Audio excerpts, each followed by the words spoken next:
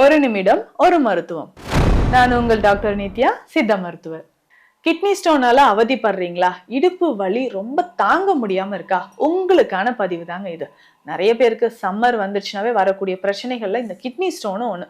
ஒவ்வொரு வருஷமும் ஸ்டோன் வந்துகிட்டே இருக்கு அப்படின்னு சொல்வீங்க. இதற்கு என்ன பண்ணலாம்னா, ஜூஸ் வகைகள் ரொம்ப முக்கியம். ஸோ முள்ளங்கி சாறு எடுத்து காலையில எம்டி ஸ்டொமக்ல கொஞ்சமா மஞ்சள் சேர்த்து ஒரு நாள் குடிக்கலாம். அடுத்ததாக வாழைத்தண்டு சாறு இதே மாதிரி காலையில எம்டி ஸ்டொமக்ல குடிக்கலாம். வெள்ளை பூசணி சாறு ஒரு நாள் குடிங்க.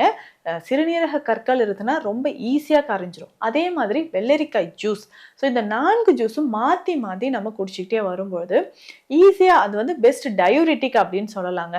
கற்கள் ஈஸியா நமக்கு கரைஞ்சி வெளியில வர ஆரம்பிச்சிடும். சித்த மருத்துவத்துல இருக்கக்கூடிய நீர்மொல்லி கஷாயம் ரொம்ப முக்கியமான ஒரு மருந்து.